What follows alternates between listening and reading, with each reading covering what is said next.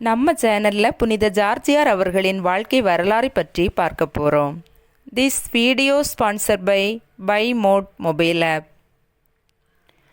புனித ஜார்ஜியார் அவர்கள் கிறிஸ்துவுக்காக துன்பங்கள் ஏற்றுக்கொண்ட தியாகம் மிகுந்த ஒரு பெரிய புனிதர்.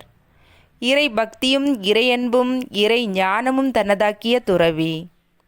கிறிஸ்தவ மக்களால் பேரரசுக்கு பாதுகாப்பு தானே அன்றி பாதகம் இல்லை என்று கூறி துன்புற்ற கிறிஸ்தவ மக்களுக்காக பேரரசனிடம் பரிந்து பேசியவர்.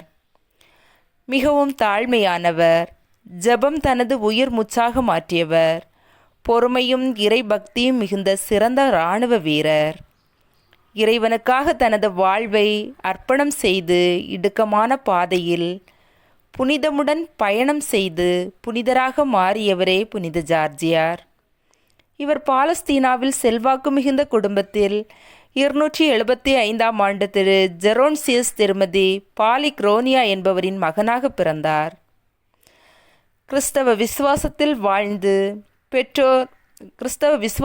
வாழ்ந்த பெற்றோர் ஜார்ஜியாரை இறை பக்தியிலும் பொறுமையிலும் திறமையிலும் வளர்ந்து வர கற்றுக் கொடுத்தார்கள். அறிவில் சிறந்து விளங்கிய ஜார்ஜியார் தனது 20ஆம் வயதில் சிறந்த முறையில் போர் பயிற்சி பெற்று டயோக்ளியஸ் பேரரசன் போர் படையில் சேர்ந்தார். பேரரசிற்கு ஒரு ஏகாபத்திய பாதுகாவலராக பணியாற்றினார்.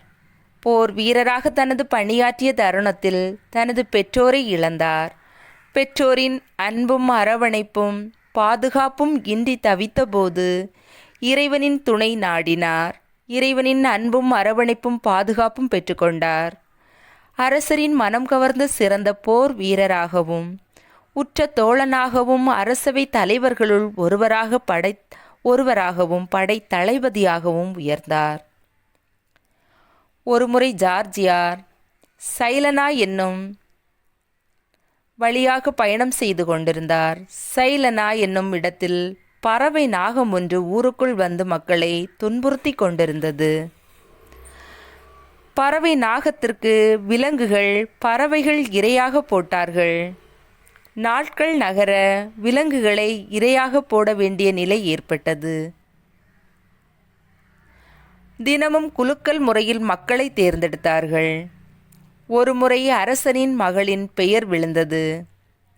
இத்தருணத்தில் அரசன் பறவை நாகத்திடமிருந்து தனது மகளை காப்பாற்றுவோருக்கு தனது மகளை திருமணம் செய்து தருவதாகவும் அத்துடன் தனது செல்வம் அனைத்தும் தருவதாகவும் வாக்களித்தார்.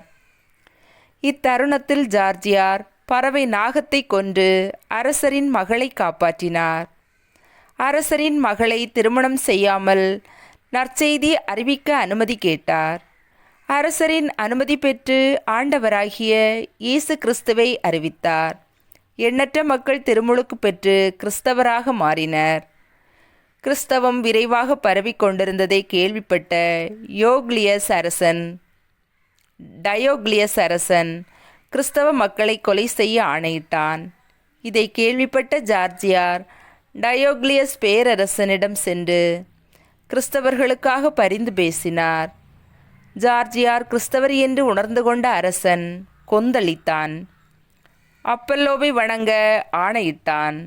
கிறிஸ்துவை அரசராக ஏற்றுக்கொண்ட வீர தளபதியாக ஜார்ஜியார் கிறிஸ்து ஒருவரை மட்டுமே ஆராதிப்பேன் என்று உறுதியுடன் கூறினார். அரசன் கோபம் கொண்டு ஜார்ஜியாரை சிறையில் அடைத்து துன்புறுத்தினான். பலவாறு துன்பங்கள் ஈற்ற ஜார்ஜியார் கிறிஸ்துவை மறுதலிக்காமல் வீர முழக்கம் செய்தார்.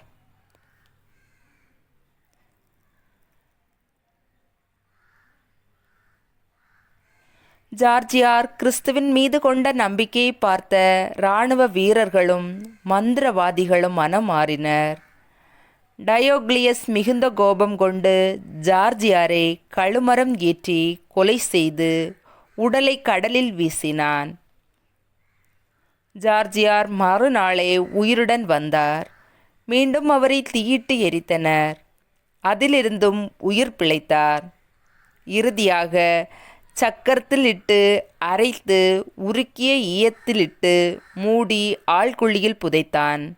அவ்வாறு ஜார்ஜியார் 303ஆம் ஆண்டு ஏப்ரல் திங்கள் 23ஆம் நாள் இறந்தார்.